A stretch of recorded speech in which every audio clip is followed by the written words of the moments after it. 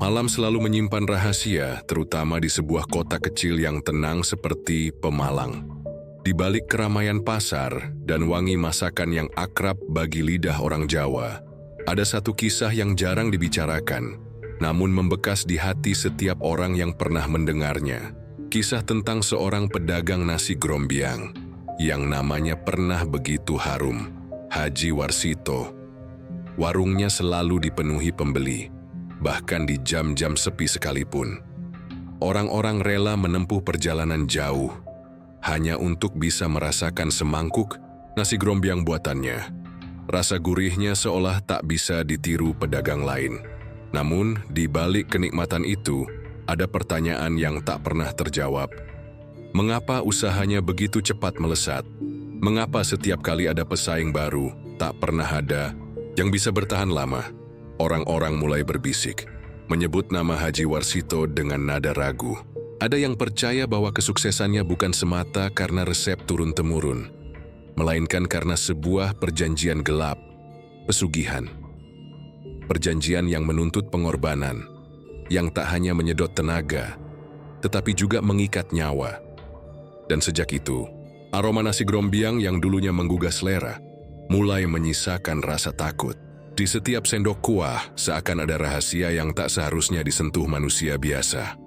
Malam ini, saya akan mengajak Anda menyelami kisah kelam itu. Kisah pesugihan nasi grombyang Pemalang Haji Warsito. Sebuah cerita yang mungkin membuat Anda berpikir dua kali sebelum menikmati semangkuk makanan di pinggir jalan. Di sebuah kota kecil bernama Pemalang, ada satu nama yang dulu pernah begitu harum. Bukan hanya karena kebaikannya, tapi karena masakannya yang tak pernah sepi peminat. Namanya Haji Warsito, seorang pria paruh baya, berkumis tipis, tubuh sedikit, tambun, dengan senyum yang ramah dan suara yang selalu menenangkan. Ia membuka sebuah warung nasi grombyang di pinggir jalan, tepat di samping pasar tua. Awalnya, warung itu biasa saja. Sebuah gubuk sederhana dengan kursi kayu panjang dan meja yang sudah mulai keropos dimakan waktu. Setiap pagi, aroma kuah sapi dan rempah-rempah semerbak menarik para tukang becak, pedagang, dan sopir angkot yang lewat. Tak ada yang istimewa, sampai sesuatu terjadi. Dalam hitungan bulan, warung kecil itu tiba-tiba berubah jadi pusat perhatian. Jumlah pelanggan meningkat berkali-kali lipat. Orang-orang rela antre berjam-jam hanya untuk mendapatkan semangkuk nasi grombyang buatan Haji Warsito. Masya Allah, ini enak sekali, Ji. Seru seorang pelanggan sambil menghirup kuah hangat yang mengepul. Haji Warsito hanya tersenyum, menunduk. Sedikit lali berkata pelan, dia alhamdulillah. Kalau cocok di lidah, saya hanya jualan ala kadarnya. Namun kelezatan itu terlalu luar biasa untuk disebut ala kadarnya. Rasa daging sapinya empuk, kuahnya gurih, rempahnya seolah meresap sampai ke tulang. Orang-orang bilang, satu kali mencoba saja pasti akan datang. Lagi kabar tentang nasi grombyang Haji Warsito menyebar cepat, bahkan sampai ke luar kota. Orang dari Tegal, Pekalongan, bahkan Semarang rela datang hanya untuk mencicipinya. Dari pagi hingga malam, kursi warungnya tak pernah kosong. Hasilnya, dalam setahun saja, hidup Haji Warsito berubah drastis. Warung yang dulu reot kini sudah berdinding tembok kokoh, beratap genteng baru, dan dihiasi papan nama besar bertuliskan Nasi Grombyang H. Warsito, asli Pemalang. Namun perubahan itu menimbulkan pertanyaan di hati banyak orang. Dari mana datangnya semua keberuntungan ini? Tetangganya, Bu Sarti, pernah bergumam pada seorang pembeli. Heran aku ya, dulu cuma warung kecil, sekarang tiap hari laris manis, cepat betul kayaknya. Apa resepnya ya? Pembeli itu hanya tertawa, lalu menjawab ringan, mungkin memang jago masak, Bu. Atau, ya siapa tahu ada yang lain. Kalimat terakhir itu diucapkan sambil setengah berbisik, seolah ada sesuatu yang sebaiknya tidak diucapkan terlalu keras. Haji Warsito sendiri tampak tenang, meski banyak yang bertanya-tanya. Ia masih datang ke pasar subuh-subuh, membeli daging segar, rempah, dan bahan lain seperti pedagang biasa. Namun ada satu hal yang aneh. Jumlah daging yang ia beli tidak pernah sebanding dengan banyaknya mangkuk yang ia jual. Seorang pedagang pasar pernah mengeluh, "Loh Ji, sampean kok belinya cuma sekilo 2 kilo, tapi yang makan di warung bisa ratusan. Opo ora kurang?" Warsito hanya tersenyum samar. Namanya juga rezeki, Mas. Kadang tak terduga. Dan benar, kuah yang dimasak tak pernah habis. Selalu ada saja, seolah panci besar itu tak mengenal kata kosong. Orang-orang yang dulu mengenal Haji Warsito sebagai pedagang biasa mulai takjub. Ia membeli rumah baru, naik haji, dan dikenal sebagai dermawan. Tapi bagi sebagian tetangganya, ada sesuatu yang terasa janggal. Malam hari, beberapa warga pernah melihat Haji Warsito keluar rumah dengan pakaian serba hitam. Dia berjalan sendirian menuju arah Sungai Tua, yang sudah lama dianggap angker. Ketika ditanya, ia hanya bilang, cuma mau menenangkan pikiran, udara malam lebih segar." Tapi bisikan-bisikan mulai terdengar. Ada yang bilang ia sering terlihat membawa sesuatu yang dibungkus kain putih. Ada pula yang mendengar suara aneh dari arah dapurnya saat warung sudah tutup. "Suara apa itu, Bu?" tanya seorang anak kecil yang rumahnya bersebelahan. Ibunya menegur cepat, "Shh, jangan tanya macam-macam, tidur saja." Namun, sebesar apapun kecurigaan, orang-orang tetap datang ke warungnya. Rasa nasi grombiang itu terlalu sulit untuk ditolak. Seolah ada sesuatu yang membuat siapapun ingin kembali dan kembali lagi. Haji Warsito tampak semakin makmur, tapi matanya mulai berubah. Senyum ramahnya masih ada, tapi sorot matanya sering kosong. Kadang ia menatap pelanggan dengan cara yang terbim merinding, seakan-akan ia sedang menghitung atau memilih. Ada seorang pelanggan setia bernama Pak Wiryo, yang suatu hari berkata sambil bercanda, "Ji, kalau terus begini, sampean bisa jadi orang paling kaya di Pemalang. Rahasianya apa? Tolong kasih tahu aku juga." Haji Warsito menatapnya. Lama lalu hanya menjawab pendek, "Rezeki itu datang dengan syarat, yo. Tidak semua orang sanggup menanggungnya." Ucapan itu membuat Pak Wiryo terdiam. Nada suara Warsito tidak terdengar seperti bercanda. Ada getaran dingin di balik kata-kata. Sejak hari itu gosip mulai bergulir semakin kencang. Ada yang percaya Haji Warsito mendapat berkah karena rajin sedekah. Ada juga yang yakin ia menyimpan rahasia gelap. Rahasia yang berhubungan dengan sesuatu yang lebih dari sekadar resep turun-temurun. Awal kesuksesan Haji Warsito memang mengundang kagum tapi juga rasa curiga. Dan seperti yang sering terjadi dalam kisah-kisah kelam, setiap kesuksesan yang terlalu cepat biasanya menyimpan harga yang mahal. Harga yang suatu hari harus dibayar. Setiap orang yang pernah singgah ke warung Haji Warsito pasti sepakat. Rasa nasi grombiang, buatannya benar-benar berbeda. Bukan sekadar enak, tapi seolah punya daya magis yang tak bisa dijelaskan. Kuah bening kecoklatan, wangi rempah yang tajam, dan daging sapi yang begitu empuk seakan meleleh di mulut. Sekilas tampak seperti masakan tradisional biasa, namun siapapun yang mencicipinya akan merasakan sesuatu yang tak pernah mereka temukan di tempat lain. "Pak, kok rasanya kayak nagih gitu ya? Baru sekali makan, besoknya pengin lagi," ucap seorang pemuda kepada temannya. Temannya mengangguk sambil menyeruput kuah panas. "Iya, aneh. Padahal cuman kuah sapi, bawang, rempah. Tapi rasanya kayak ada sesuatu yang bikin gak bisa berhenti." Fenomena itu jadi buah bibir warga. Orang yang baru pertama kali mencoba biasanya akan kembali keesokan harinya. Bahkan ada yang setiap malam datang, seolah tak bisa tidur, kalau belum menyuap semangkuk nasi grombiang itu. Ada seorang pegawai kecamatan bernama Pak Suraji. Awalnya hanya coba-coba, karena mendengar cerita dari rekannya. Tapi setelah itu, ia datang hampir tiap hari. Istrinya sampai mengeluh, "Pak, jangan sering-sering makan di luar, boros. Lagi pula, kan aku bisa masak." Suraji hanya tertawa kecil lalu menjawab, "Loh, Bu, nasi grombyang itu lain. Rasanya nggak bisa aku jelasin. Pokoknya harus makan. Kalau nggak badan ini rasanya lemas." Ucapan itu membuat istrinya khawatir.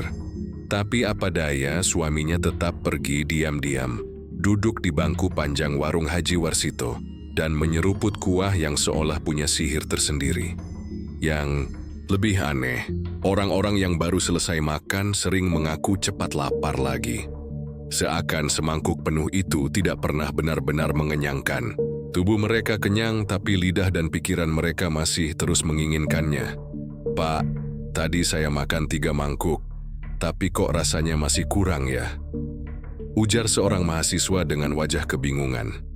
Haji Warsito tersenyum tipis sambil menaruh mangkuk ke dalam baskom cucian. "Kalau enak, ya jangan ditahan. Rezeki itu jangan dilawan."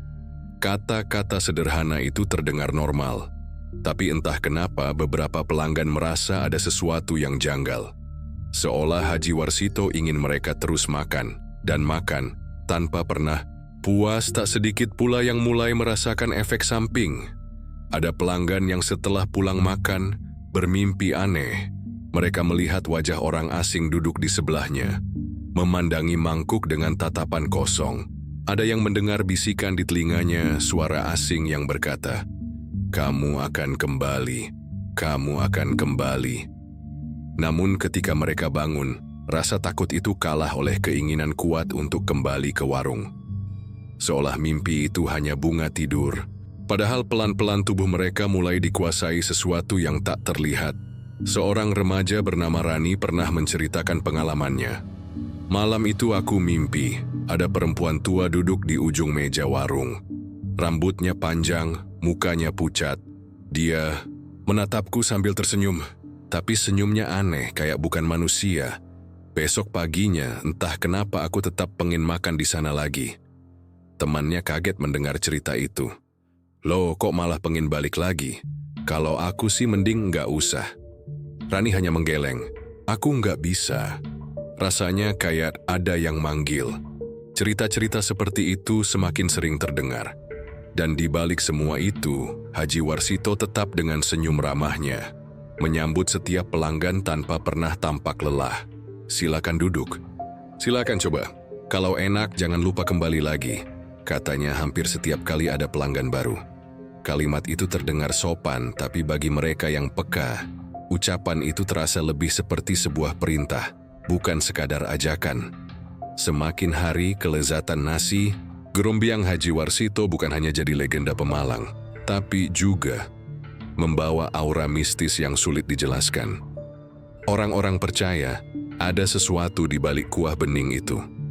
Sesuatu yang membuat siapapun yang mencicipinya tak lagi bisa melepaskan diri, dan satu demi satu, pelanggan yang kecanduan mulai kehilangan cahaya di wajah mereka.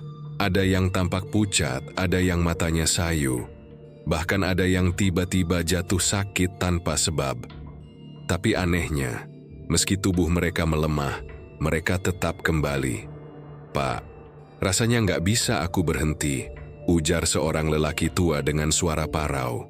Haji Warsito menepuk bahunya pelan, lalu berbisik, "Kalau sudah menjadi bagian dari nasi ini, kamu memang tak akan bisa berhenti." Ucapan itu membuat lelaki tua itu merinding. Tapi anehnya, tangannya tetap mengangkat sendok. Mulutnya tetap menelan seakan ia sudah kehilangan kendali atas dirinya sendiri. Ya, kelezatan itu bukanlah sekadar soal bumbu dan resep. Ada rahasia yang jauh lebih kelam di balik mangkuk nasi grombyang Haji Warsito. Sebuah rahasia yang perlahan menjerat orang-orang, membuat mereka terikat dan tak pernah benar-benar bebas. Di balik ramainya warung nasi grombyang milik Haji Warsito, selalu ada suara-suara kecil yang berbisik di antara warga. Mungkin dari mulut ke mulut, dari obrolan ringan di teras rumah, hingga bergeser menjadi gosip yang menyebar cepat di pasar dan warung kopi. Dan seperti kebanyakan gosip, selalu ada kebenaran yang samar, bercampur dengan ketakutan yang tak berani diucapkan lantang. Seorang ibu penjual sayur di pasar Bu Sarmi pernah berkata sambil menata cabai di lapaknya, "Aku heran ya, Haji Warsito itu tiap hari cuman belanja sedikit, tapi kok bisa masak untuk sebanyak itu orang?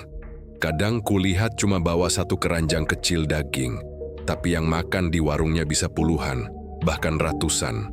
Aneh toh. Obrolan itu ditimpali oleh pedagang ikan di sebelahnya. Oh iya, aku juga mikir begitu. Kalau cuma 1-2 kilo daging mestinya ya paling cukup untuk beberapa orang saja. Tapi warungnya itu, kuahnya nggak pernah habis. Seorang pembeli yang mendengar ikut nimbrung, menundukkan suara seakan takut kalau ada yang mendengar. Jangan-jangan ada tambahan bahan yang nggak kelihatan, bahan yang bukan dari pasar ini. Mereka semua terdiam, hanya terdengar suara sayatan pisau di atas talenan, dan detak jantung yang mendadak lebih kencang. Gosip lain juga beredar di antara para pelanggan setia. Katanya setiap kali ada orang baru yang datang dan mencoba nasi grombyang, wajah Haji Warsito akan terlihat berbeda. Tatapannya lebih tajam, senyumnya lebih lebar, seakan menyimpan rasa puas yang aneh. Ada seorang sopir truk yang sering makan di sana bernama Jatmiko. Suatu malam ia bercerita pada teman-temannya. Aku pernah lihat sendiri, ada orang asing dari luar kota mampir ke warung itu. Baru suapan pertama, Haji Warsito langsung menatapnya. Lama sekali. Senyumnya bikin bulu kuduku berdiri. Seolah-olah orang itu sudah masuk perangkap. Temannya menelan ludah lalu berkata, pelan, maksudmu Mik? Jadi pelanggan baru itu bukan cuma pembeli biasa? Jatmiko hanya mengangguk, wajahnya serius. Entahlah, tapi orang itu nggak pernah kulihat lagi di kota ini. Lama-lama, gosip tentang warung itu bukan lagi sekadar soal rasa yang nikmat. Orang-orang mulai mengaitkan warung Haji Warsito dengan kejadian-kejadian ganjil. Ada yang bilang, beberapa orang yang pernah makan di sana tiba-tiba jatuh sakit. Ada pula yang mendadak meninggal tanpa sebab medis yang jelas. Pak RT, sampeyan tahu nggak kalau si Marni kemarin meninggal mendadak? Bisik seorang warga saat ronda malam. Iya, aku dengar. Padahal siangnya sehat-sehat saja. Katanya, di malam sebelumnya sempat makan nasi grombyang di warung Haji Warsito. Bisikan itu membuat bulu kuduk orang-orang yang mendengar meremang. Mereka tak berani menyebut nama Haji Warsito terlalu keras, seolah takut sesuatu akan mendengar. Yang lebih menyeramkan, ada cerita bahwa setiap kali ada orang meninggal mendadak di kampung itu, warung Haji Warsito justru makin ramai. Kuahnya semakin nikmat, dagingnya semakin empuk, dan pembeli tak henti-hentinya datang seakan-akan jadi ada pertukaran yang tak terlihat.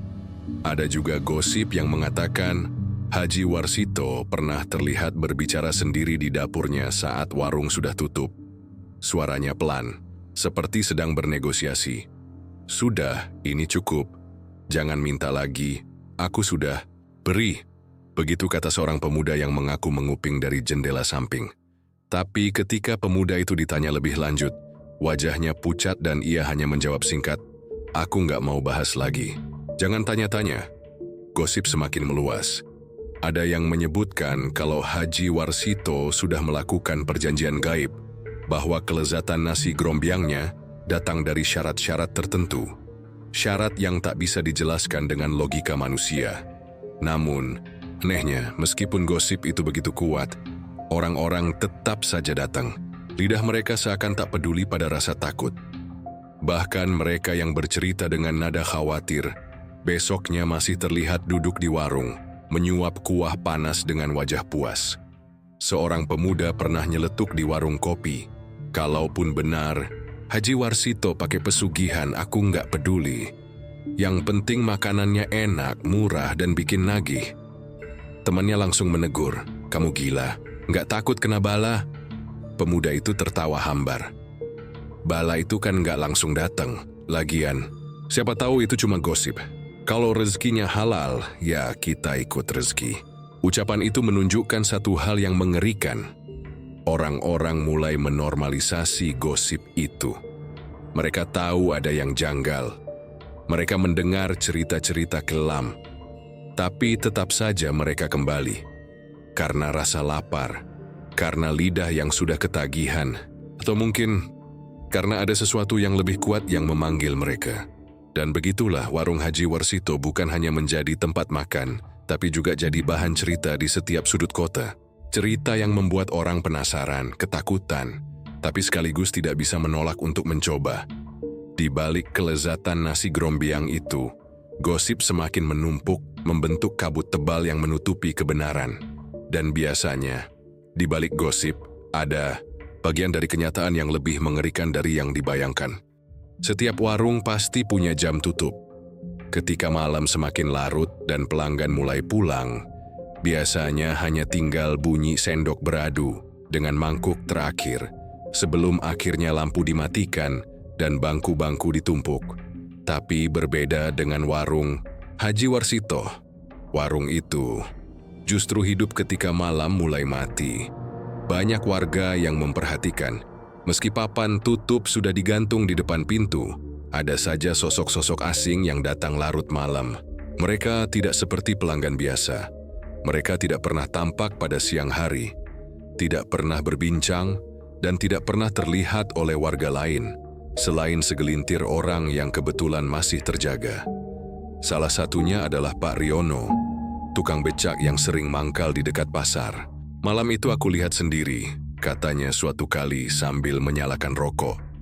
Sekitar jam 12, ada orang tinggi kurus, pakai baju hitam panjang, jalan ke warung Haji Warsito. Aku kira maling, tapi pintu warung itu terbuka sendiri. Tidak ada suara kunci, tidak ada suara gesekan. Cuma, klek, pintunya kebuka. Temannya menelan ludah. Terus kamu lihat siapa di dalam? Pak Riono menghela napas. Wajahnya sedikit pucat. Aku lihat Warsito. Dia sudah duduk di dalam, seolah-olah memang nunggu orang itu datang. Padahal tadi sore aku yakin dia sudah pulang. Entah kenapa, matanya merah sekali. Aku langsung kabur. Nggak berani lihat lebih lama. Cerita itu menyebar. Semakin banyak yang mengaku pernah melihat sosok asing datang malam-malam. Ada yang bilang sosoknya tinggi, ada yang bilang pendek dan bongkok, ada juga yang mengaku melihat wanita dengan rambut panjang tergerai, wajahnya tertutup kain putih. Mereka selalu datang dengan langkah pelan, masuk ke dalam warung, lalu keluar. Lagi setelah beberapa saat, tidak ada suara tawa, tidak ada obrolan pelanggan, hanya keheningan. Namun anehnya, setiap kali pintu warung itu terbuka, tercium bau anyir bercampur wangi rempah yang begitu menusuk. Seorang pemuda pernah memberanikan diri mendekat. Namanya Damar. Ia penasaran karena sering mendengar gosip tentang pengunjung malam di warung itu. Aku lihat dari balik pohon, ceritanya pada teman-temannya. Ada perempuan masuk sekitar jam 12:30. Bajunya lusuh, rambutnya panjang, kakinya nggak nyentuh tanah. Tapi Warsito tetap menyapanya. Silakan duduk, Bu, sama seperti biasa, katanya. Aku dengar jelas. Lalu dia mengambil mangkuk, menuangkan kuah, dan mangkuk itu disodorkan ke arah kursi kosong. Tapi kursi itu kosong, tidak ada siapa-siapa di sana. Teman-temannya terdiam.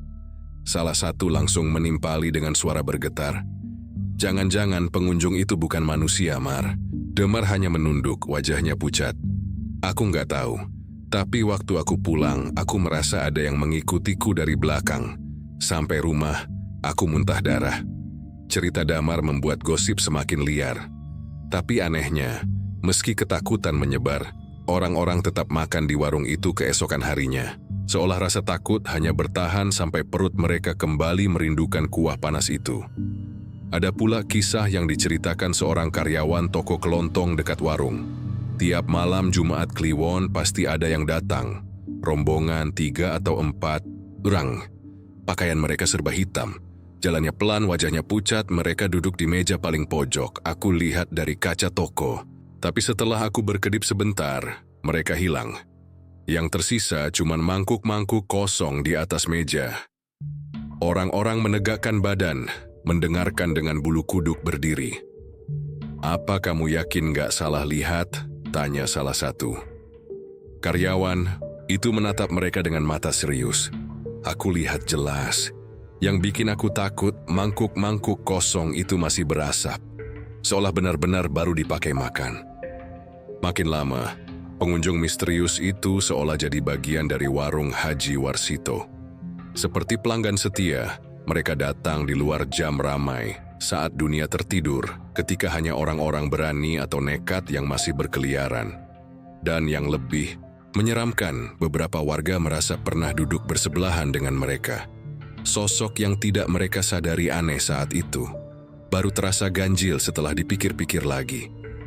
Waktu itu aku makan sendirian, cerita seorang buruh pasar. Di sampingku, ada laki-laki kurus, kulitnya pucat, matanya cekung. Dia makan pelan sekali, tapi setiap suapannya, kuahnya nggak pernah berkurang. Aku lihat mangkuknya tetap penuh padahal dia sudah menelan berkali-kali. Aku langsung kabur, nggak berani bayar lagi. Sampai sekarang aku nggak mau lewat depan. Warung itu malam-malam. Kisah-kisah seperti itu semakin menebalkan kabut misteri di sekitar Haji Warsito. Warungnya tidak hanya terkenal karena rasa, tapi juga karena pengunjung-pengunjung aneh yang datang di waktu yang tak seharusnya. Dan di balik setiap cerita ada satu kesimpulan yang sama. Para pengunjung misterius itu bukan manusia biasa. Mereka datang bukan untuk sekadar makan, melainkan untuk mengambil bagian dari perjanjian. Perjanjian yang membuat kuah nasi grombyang Haji Warsito selalu nikmat, selalu penuh, dan selalu membuat orang ingin kembali. Malam hari, warung itu bukan lagi sekadar tempat makan. Ia berubah menjadi pintu, tempat pertemuan antara dunia manusia dan sesuatu yang lain. Dan Haji Warsito hanyalah penjaga pintunya. Semakin lama, kesuksesan yang diraih Haji Warsito justru menghadirkan perubahan yang tidak lagi bisa disembunyikan. Ia yang dulu dikenal ramah, ringan tangan, dan sering menyapa dengan senyum lebar, perlahan berubah jadi sosok yang muram, pendiam, bahkan membuat orang segan untuk mendekat. Awalnya, perubahan itu tidak terlalu kentara.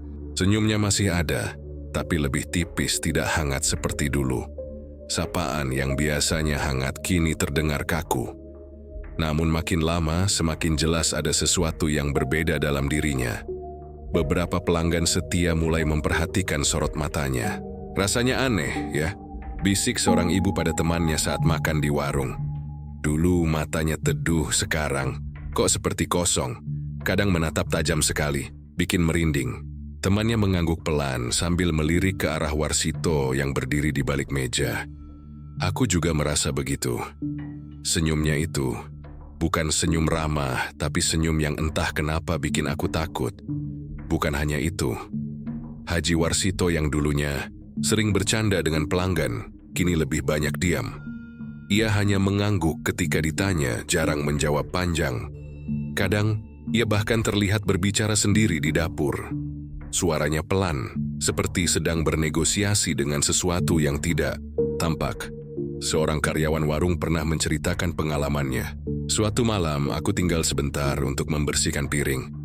Aku dengar Pak Haji ngomong sendiri, katanya, "Sudah, jangan minta lagi. Aku sudah beri, jangan ganggu aku." Suaranya lirih, tapi terdengar jelas. Aku mau mendekat, tapi tiba-tiba pintu dapur tertutup sendiri. Aku lari keluar, nggak berani masuk lagi. Gosip itu semakin menebal ketika warga mulai melihat perubahan di luar warung. Haji Warsito jarang terlihat di pengajian, jarang ikut kegiatan kampung, dan lebih sering mengurung diri di rumah. Jika ada yang menyapanya, ia hanya mengangguk singkat lalu cepat-cepat masuk, seakan tidak ingin terlalu lama berinteraksi. Pak RT pernah menegurnya. "Haji, sampeyan sehat? Kok jarang kelihatan akhir-akhir ini?" Warsito tersenyum kaku. "Sehat, Pak. Hanya sibuk saja, warung ramai." Tapi Pak RT tidak percaya begitu saja. Ada guratan lelah di wajah Warsito. Guratan yang bukan sekadar karena lelah fisik. Seolah ada sesuatu yang berat menekan jiwanya. Bahkan keluarganya pun merasakan perubahan itu. Anaknya, Siti, pernah bercerita pada tetangga dekat rumah. "Ayah sering begadang sendirian. Kadang aku dengar suara langkah di dalam rumah, padahal cuman ada ayah." Pernah aku intip dia duduk di ruang tamu, menatap kosong ke arah pintu. Tangannya gemetar, tapi wajahnya tersenyum. Senyum yang asing. Tetangganya langsung merinding mendengar cerita itu. Yang lebih mengerikan, ada warga yang mengaku pernah melihat Haji Warsito keluar rumah tengah malam, berjalan menuju arah sungai tua yang dianggap angker. Ia membawa sesuatu yang dibungkus kain putih. Aku panggil dia, "Ji, mau kemana?" Tapi dia tidak menoleh. Jalannya lurus, matanya kosong, seperti orang kesurupan. Aku ikuti sebentar, tapi baru sampai tepi jalan. Tubuhku kaku, nggak bisa gerak. Dari jauh, aku cuma lihat dia berdiri di pinggir sungai. Setelah itu aku langsung pulang. Perubahan sikap Haji Warsito semakin jelas ketika melayani pelanggan. Ada saat-saat di mana ia terlihat menatap satu orang terlalu lama, seolah sedang memilih sesuatu. Beberapa orang yang ditatap begitu kemudian jatuh sakit, bahkan ada yang tidak pernah terlihat lagi. Seorang mahasiswa bernama Dedi pernah mengalaminya. Aku makan di sana baru suapan pertama, Pak Haji menatapku lama sekali. Matanya merah, senyumnya dingin. Aku langsung gelisah, nggak bisa menghabiskan makanan. Besoknya aku sakit panas tinggi seminggu. Entah kenapa, dalam sakit itu aku selalu mimpi wajahnya, menatapku, terus menatapku. Seiring waktu, orang-orang yang dulu memuji keramahannya, kini mulai menjaga jarak. Mereka masih datang ke warungnya, tapi tidak berani berlama-lama. Mereka makan cepat, bayar, lalu pergi tanpa banyak bicara. Ada rasa takut yang samar, tapi kuat setiap kali bertemu dengan tatapan Haji Warsito. Dan semakin hari, perubahan itu semakin menakutkan.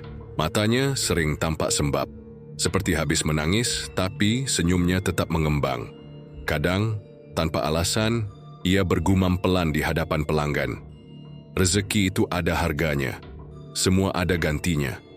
Kalimat itu membuat orang-orang terdiam, tidak berani bertanya lebih lanjut. Mereka hanya menunduk, melanjutkan makan, berharap cepat selesai. Ya, Haji Warsito bukan lagi pedagang nasi grombiang yang ramah seperti dulu. Ada sesuatu yang sudah mengubahnya, sesuatu yang membuatnya terikat pada warung itu, pada nasi grombiang itu, dan pada pengunjung-pengunjung misterius yang datang setiap malam. Perubahan sikapnya hanyalah tanda bahwa beban dari perjanjian itu mulai menampakkan wajahnya.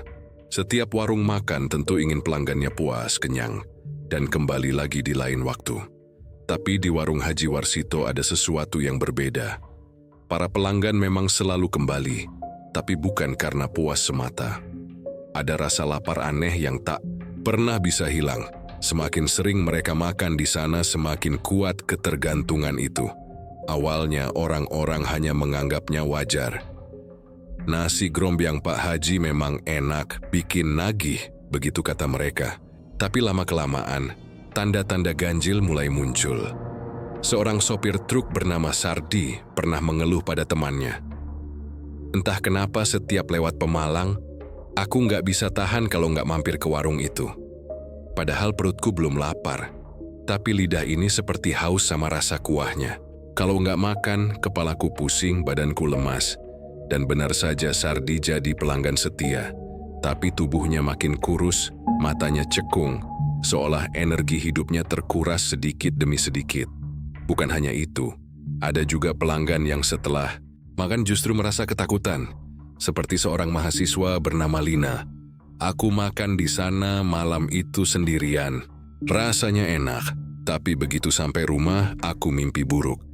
Dalam mimpi, aku duduk lagi di warung itu, tapi semua pelanggan diam menatapku. Wajah mereka pucat, mata mereka kosong, seakan mayat yang masih hidup. Dan Pak Haji berdiri di depanku, tersenyum. Senyum yang panjang sekali sampai telinganya. Aku terbangun dengan keringat dingin. Tapi anehnya, besoknya aku tetap ingin makan lagi di sana.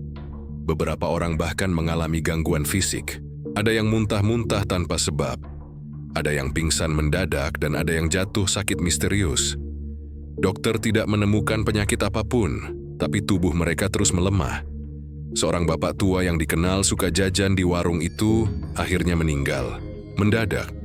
Saat jenazahnya dimandikan, keluarganya dikejutkan oleh bercak-bercak hitam di seluruh tubuhnya, seperti bekas terbakar dari dalam. Anehnya tubuhnya masih tercium aroma kuah nasi grombiang, meskipun sudah dimandikan berkali-kali. Kabar itu langsung menyebar ke telinga warga. Ada rasa takut, tapi juga kebingungan. Kalau memang warung itu berbahaya, kenapa orang-orang tetap makan di sana? Tanya seorang ibu di pasar. Jawabannya sederhana, karena mereka tidak bisa berhenti. Ada sesuatu di balik makanan itu yang menjerat mereka, seolah bukan hanya lidah yang dimanjakan, melainkan jiwa yang terikat. Beberapa pelanggan yang berhasil berhenti makan di sana menceritakan pengalaman yang lebih aneh lagi. Waktu aku coba berhenti, kata seorang guru, setiap malam aku mimpi dipaksa duduk di warung itu. Mangkuk nasi grombyang diletakkan di depanku. Kalau aku menolak makan, suara Haji Warsito menggema. Kalau tidak kau makan, maka kau yang dimakan. Aku terbangun dengan tubuh lemas, dan akhirnya kembali ke warung itu menyerah. Bayangkan, sebuah hidangan sederhana bisa membawa dampak sebesar itu. Dari sekadar rasa ketagihan, berubah jadi mimpi buruk, lalu menghisap energi hidup pelanggannya sedikit demi sedikit. Dan semakin sering mereka makan, semakin jelas tanda-tandanya. Kulit, pucat, mata cekung, tubuh lemah tapi tetap datang lagi.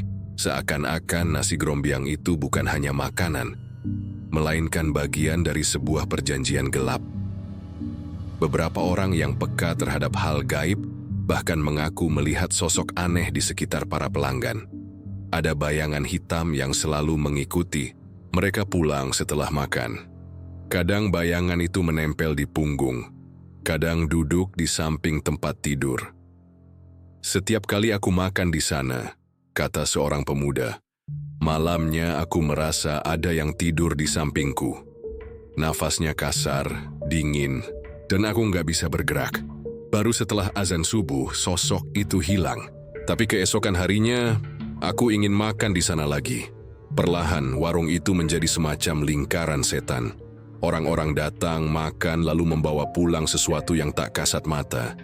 Sesuatu yang perlahan merampas kesehatan, kewarasan, bahkan hidup mereka. Dan yang paling mengerikan, ada pelanggan yang benar-benar hilang. Seorang pedagang sayur bernama Rohman terakhir terlihat makan di warung itu. Setelahnya, ia tidak pernah pulang. Keluarganya mencari kemana-mana, bahkan melapor pada polisi, tapi jejaknya hilang. Anehnya, di kursi warung tempat ia terakhir duduk, selalu ada bau anyir yang menusuk hidung setiap malam Jumat Kliwon. Orang-orang mulai berbisik, mungkin pelanggan yang hilang itu bukan sekadar pergi, tapi dijadikan tumbal, ya. Warung Haji Warsito bukan lagi tempat makan biasa. Nasi grombyangnya bukan sekadar hidangan. Ada sesuatu yang tertanam di setiap sendok kuahnya.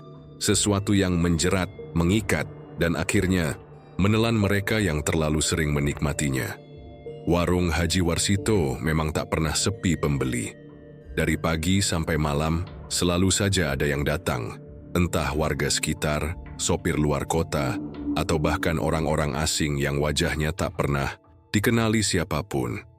Tapi seiring waktu, bukan hanya pelanggan yang berubah. Warung itu sendiri juga mulai menunjukkan tanda-tanda janggal, seolah ada sesuatu yang bersemayam di dalamnya. Banyak karyawan warung yang bercerita, suasana warung terasa berbeda saat pintu ditutup di malam hari. Di siang hari memang masih terasa normal, meski ada hawa berat yang menggantung. Namun setelah tengah malam, warung itu seperti hidup sendiri. Pernah suatu kali, seorang karyawan bernama Roni diberi tugas untuk menutup warung sendirian. Ia baru selesai mencuci piring sekitar pukul 11 malam. Semua kursi sudah ia rapikan, meja sudah bersih, lampu tinggal satu yang menyala redup.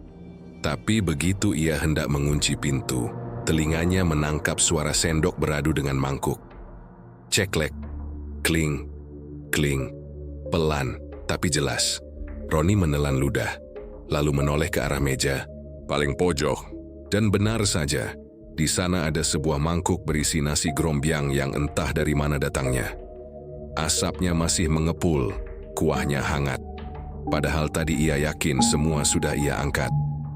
Astaghfirullah, gumam Roni lirih. Ia melangkah mundur, ingin keluar. Tapi saat itulah ia mendengar suara lain, Tambah satu lagi. Suara itu berat, serak, dan tidak jelas berasal dari mana. Roni buru-buru lari keluar, meninggalkan lampu masih menyala. Besok paginya, saat ia menceritakan kejadian, itu pada temannya hanya berbisik, "Kamu masih mending cuma dengar suara. Aku pernah lihat sosok yang duduk di meja pojok, badannya besar. Wajahnya hitam pekat. Tapi begitu aku kedipkan mata, mangkuk di depannya kosong.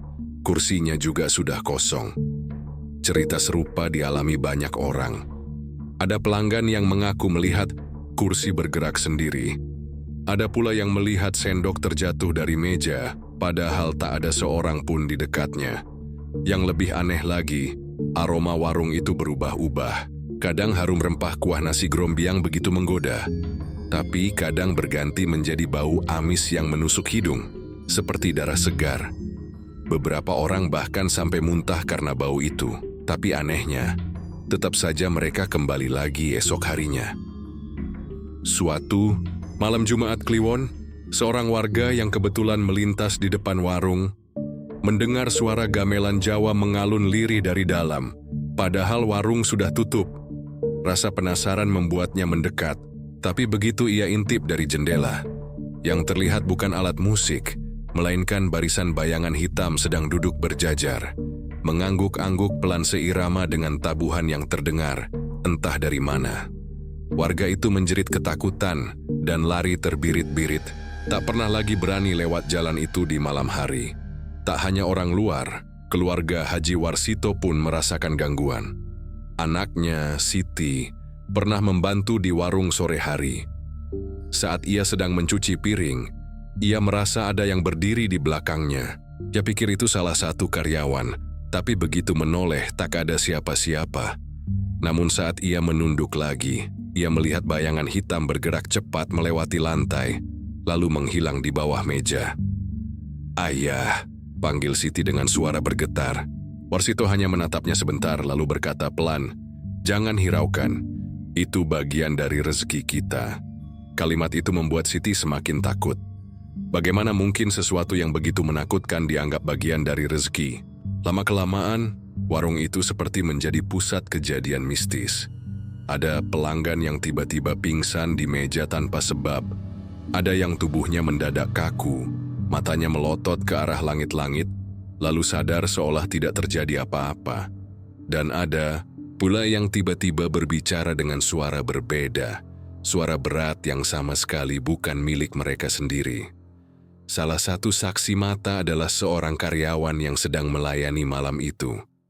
Seorang pembeli tiba-tiba tertawa keras sekali, padahal sedang makan sendirian. Tertawanya bukan seperti manusia, lebih mirip lolongan binatang. Kami semua terdiam, bahkan Pak Haji juga. Tapi bukannya menolong, Pak Haji malah tersenyum tipis, lalu menepuk pundak orang itu.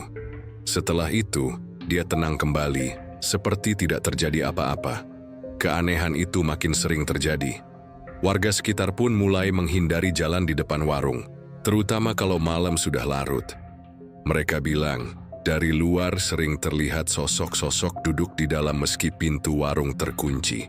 Dan yang lebih menyeramkan, kaca jendela kadang memantulkan wajah-wajah asing, padahal tidak ada siapapun di sana. Ya, warung itu bukan sekadar tempat makan. Ia telah menjadi semacam gerbang, tempat keluar masuknya sesuatu yang tak kasat mata. Dan semua gangguan supranatural itu hanyalah tanda kecil, sebelum kebenaran lebih besar tentang perjanjian Haji Warsito akhirnya terungkap. Setiap perjanjian gelap selalu menuntut harga, dan semakin besar kekayaan yang diraih, semakin besar pula tumbal yang harus dibayar. Begitu pula dengan kisah Haji Warsito. Kesuksesannya dalam sekejap, warung nasi grombiang yang tidak pernah sepi, bukanlah hasil kerja keras semata. Ada bayaran yang harus ia serahkan, bayaran berupa nyawa manusia. Awalnya orang-orang hanya berbisik. Mereka melihat ada yang berbeda setiap kali ada orang hilang di sekitar Pemalang. Seakan kebetulan warung Haji Warsito justru semakin ramai. Setelah peristiwa itu, "Pak, sampean dengar kabar? Rohman, pedagang sayur itu, hilang sejak seminggu lalu. Padahal terakhir kali orang lihat, Dia makan di warung Haji Warsito, bisik seorang tetangga di pasar. Ya Allah, iya aku juga dengar. Katanya keluarganya lapor ke polisi, tapi nggak ada jejak. Aneh ya, kok bisa hilang begitu saja? Entah kenapa tiap ada yang hilang, warung itu makin ramai. Apa jangan-jangan kalimat itu terhenti di ujung lidah karena mereka tahu ada sesuatu yang tidak boleh diucapkan sembarangan. Satu demi satu kisah orang hilang terus bermunculan. Sopir yang mampir malam hari dan tak pernah pulang. Mahasiswa rantau yang menghilang tanpa kabar. Bahkan ada seorang pedagang emas dari luar kota yang menurut saksi terakhir terlihat duduk di warung itu, lalu tak pernah ditemukan lagi. Namun, yang paling mengejutkan adalah pengakuan seorang karyawan yang akhirnya tidak tahan dan keluar. Namanya Taufik. Ia menceritakan sesuatu yang membuat darah orang yang mendengarnya berdesir dingin. Malam itu, aku diminta Pak Haji untuk menutup warung bersama. Tapi sebelum aku keluar, Pak Haji bilang, "Kamu jangan ikut. Ada yang mau datang khusus malam ini." Aku pura-pura pulang, tapi aku ngintip dari celah pintu. Dan aku lihat, ada seorang lelaki tua masuk.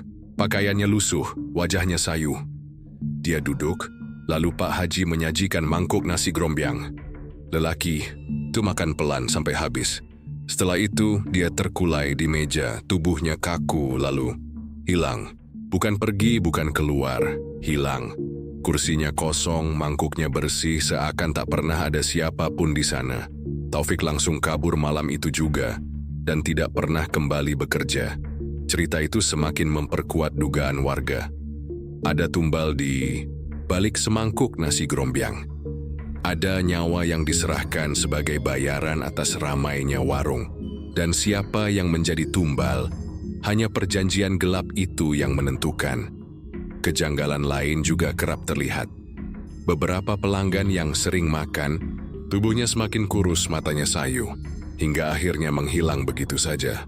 Ada juga yang meninggal mendadak, dengan wajah yang tampak ketakutan, mulut terbuka lebar seperti menjerit sebelum ajal menjemput. Siti, anak Haji Warsito, bahkan pernah melihat langsung sebuah kejadian yang membuatnya trauma. Malam itu aku membantu ayah menutup warung. Tiba-tiba ada seorang pria masuk, wajahnya pucat. Ayah menyuruhku masuk dapur, tapi aku mengintip dari balik pintu. Kulihat pria itu diberi semangkuk nasi grombyang. Dia makan cepat sekali, sampai kuah terakhir dijilat. Lalu, tubuhnya jatuh ke lantai. Aku teriak, tapi ayah menoleh dengan tatapan marah. Dia bilang, "Diam, jangan ikut campur. Ini harga yang harus dibayar." Siti menangis saat menceritakan hal itu pada tetangganya. Tangisan yang tidak hanya berisi ketakutan, tapi juga rasa bersalah, karena keluarganya ternyata terikat dalam sesuatu yang tak bisa ia lawan. Perlahan, warga mulai menyadari bahwa warung itu bukan sekadar tempat makan. Ia adalah tempat pemujaan terselubung, tempat tumbal diserahkan kepada sesuatu yang gaib. Setiap mangkuk nasi grombyang bukan hanya makanan, melainkan medium pengikat antara manusia dengan kekuatan hitam yang menuntut jiwa. Orang-orang yang peka bahkan berkata, setiap kali ada pelanggan yang hilang, di warung itu terdengar suara aneh dari dapur. Suara erangan, jeritan, bercampur dengan tawa berat yang bergema dari tempat yang tak terlihat. Dan setelah itu, warung selalu semakin ramai, seolah energi dari tumbal baru memberi daya tarik yang tak terbendung bagi pelanggan lain. Namun harga dari perjanjian itu tidak hanya ditanggung oleh orang-orang yang menjadi korban. Perlahan, Haji Warsito sendiri juga mulai terlihat semakin rapuh. Tubuhnya memang masih tegak, warungnya masih ramai, tapi matanya semakin kosong, senyumnya semakin menyeramkan. Ada bisikan bahwa waktunya sendiri pun akan tiba. Karena dalam pesugihan semua keuntungan hanyalah pinjaman. Dan setiap pinjaman harus dibayar lunas pada akhirnya. Semua perjanjian gelap punya akhir. Tak peduli seberapa besar kekayaan yang dijanjikan, seberapa ramainya warung, atau seberapa lezat makanan yang dihidangkan, pada akhirnya ada harga yang harus dibayar, dan itulah yang terjadi pada Haji Warsito. Warungnya masih ramai hingga hari-hari terakhir. Pelanggan terus berdatangan dari pagi hingga larut malam. Tapi orang-orang mulai memperhatikan perubahan besar pada dirinya. Tubuhnya semakin kurus, wajahnya pucat dan matanya bagai cekung ke dalam. Senyumnya bukan lagi senyum manusia biasa, melainkan senyum asing yang membuat orang bergidik. "Pak Haji sehat?" tanya seorang pelanggan setia suatu sore. Warsito hanya menatapnya tersenyum samar. "Sehat, sehat. Rezeki ini masih berjalan." Tapi suara itu lirih, bergetar, seperti keluar dari tenggorokan yang dipaksa berbicara. Malam Jumat Kliwon itulah puncaknya terjadi. Warga sekitar masih ingat malam itu langit gelap gulita. Awan hitam menutupi bulan. Angin bertiup kencang membuat dedaunan beterbangan. Suasananya ganjil, seakan seluruh alam tahu ada sesuatu yang besar akan terjadi. Seorang saksi, tetangga dekat, warung bercerita, "Sekitar tengah malam aku terbangun karena mendengar suara gaduh dari arah warung. Suara seperti banyak orang berbicara, padahal warung itu sudah tutup. Aku intip dari jendela dan, ya Allah, aku lihat dari celah pintu. Ada cahaya merah menyala dari dalam. Bayangan hitam bergerak cepat, seolah menari di dinding. Tak lama, terdengar suara teriakan panjang. Suara itu bukan hanya jeritan manusia, melainkan jeritan bercampur dengan lolongan binatang. Orang-orang yang mendengar berani bersumpah, itu adalah suara Haji Warsito. Paginya, warga menemukan pintu warung terbuka. Meja-meja berantakan, mangkuk-mangkuk pecah berserakan di lantai. Di tengah ruangan mereka menemukan tubuh Haji Warsito. Atau lebih tepatnya sesuatu yang dulunya adalah tubuhnya. Badannya gosong, seakan terbakar dari dalam. Wajahnya membeku, dalam ekspresi ngeri. Mulut terbuka lebar seakan sedang berteriak, matanya membelalak dengan sorot ketakutan luar biasa. Tapi anehnya, di sekitarnya tidak ada api, tidak ada tanda kebakaran. Hanya tubuhnya yang hangus, sementara warung tetap utuh. Lebih menyeramkan lagi, dari tubuh itu masih tercium aroma nasi grombyang. Kuah gurih bercampur dengan bau daging yang menguar kuat, menutupi bau gosongnya. Beberapa warga sampai muntah karena aroma itu begitu menusuk hidung, seakan tubuhnya sendiri berubah jadi hidangan pesugihan. Ada yang bersumpah melihat sosok hitam tinggi besar berdiri di sudut warung, sebelum menghilang perlahan ke arah dapur. Ada pula yang mengaku mendengar bisikan lirih di telinganya. Bayaran lunas, perjanjian selesai. Jenazah Warsito akhirnya dimakamkan dengan cepat. Namun, sejak hari itu, warungnya tidak pernah dibuka lagi. Bangunannya dibiarkan kosong, terbengkalai. Anehnya, meski sudah lama tak digunakan, orang-orang yang lewat masih mencium aroma kuah nasi grombyang yang menyengat dari dalam. Beberapa pemuda yang iseng pernah mencoba masuk. Mereka mengaku melihat mangkuk-mangkuk nasi grombyang tersusun rapi di meja, dengan asap mengepul seolah baru disajikan. Tapi ketika mereka berkedip, semuanya lenyap. Tinggal meja kosong yang penuh debu. Kini, kisah Haji Warsito hanya jadi bisik-bisik di Pemalang. Orang-orang menyebutnya sebagai contoh nyata bagaimana pesugihan selalu berakhir tragis. Ia mendapatkan kekayaan, popularitas, dan warung yang tak pernah sepi. Tapi pada akhirnya, ia sendiri menjadi tumbal terakhir, bayaran untuk perjanjian yang tak bisa ia hindari. Dan warung nasi grombyang itu hingga kini masih berdiri.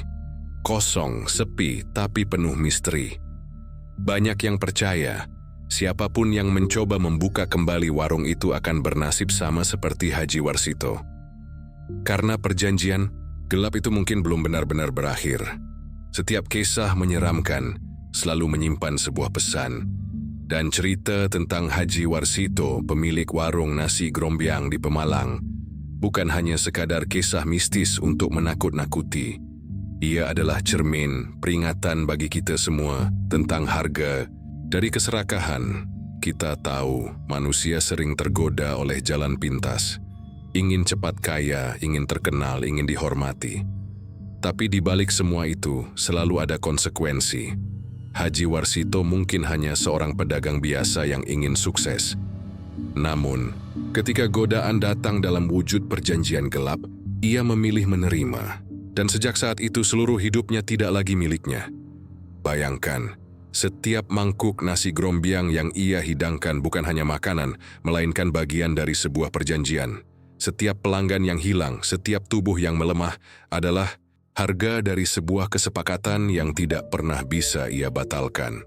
Hingga akhirnya, ia sendiri menjadi korban terakhir, tumbal terakhir untuk menutup perjanjiannya. Lalu, pertanyaannya, apa gunanya semua kekayaan itu jika akhirnya berakhir dengan kematian yang tragis? Apa gunanya warung ramai jika setiap malam ia dihantui bisikan-bisikan gaib, tatapan kosong, dan rasa takut yang tidak pernah hilang? Seorang bijak pernah berkata, rezeki yang baik adalah rezeki yang berkah, meski sedikit. Tapi rezeki dari jalan kotor akan selalu membawa petaka. Kisah Haji Warsito membuktikan itu. Kekayaannya memang nyata, tapi bayaran yang diminta jauh lebih besar dari apapun yang ia dapatkan. Dan kita, para pendengar kisah ini, harus belajar darinya. Jangan pernah tergoda oleh janji instan. Jangan pernah mencoba jalan pintas yang mengundang kegelapan, karena setiap langkah menuju pesugihan selalu berakhir sama. Penderitaan, kehilangan, dan kematian yang mengenaskan. Mungkin di sekitar kita masih ada kisah serupa. Warung yang tiba-tiba ramai tanpa sebab, usaha yang mendadak meledak, atau orang-orang yang kekayaannya tak masuk akal. Tapi jangan iri. Kita tak pernah tahu harga apa yang mereka bayarkan di balik itu semua. Dan jika suatu hari kalian lewat di Pemalang, lalu melihat bangunan kosong bekas warung nasi grombyang Haji Warsito, jangan sekali-kali mencoba masuk. Jangan pernah tergoda jika kalian mencium aroma kuah hangat yang seolah memanggil dari dalam. Karena bisa jadi, itu hanyalah sisa perjanjian yang belum tuntas. Sisa bisikan gaib yang masih mencari jiwa-jiwa baru untuk jadi tumbal. Ingatlah, sahabat, kekayaan, ketenaran, semua itu bisa dicapai dengan kerja keras, doa, dan kesabaran. Tapi jika kau memilih jalan pesugihan, bersiaplah. Karena ujungnya bukan bahagia melainkan petaka. Demikianlah kisah tentang pesugihan nasi grombyang Pemalang Haji Warsito. Sebuah cerita yang mengingatkan kita bahwa jalan pintas menuju kekayaan selalu berakhir dengan penderitaan. Tidak ada rezeki yang benar-benar gratis karena setiap kesepakatan dengan kegelapan pasti menuntut balasan. Jika kalian merinding mendengar kisah ini, jangan lupa untuk dukung channel ini dengan cara like, share, dan subscribe. Karena di sini, saya akan terus membawakan kisah-kisah nyata dan urban legend horor dari berbagai daerah yang mungkin tak pernah kalian bayangkan sebelumnya. Dan ingat, jangan pernah menonton sendirian di malam hari. Karena siapa tahu, saat kalian mendengar suara di luar jendela, itu bukan sekadar angin. Sampai jumpa di cerita horor berikutnya.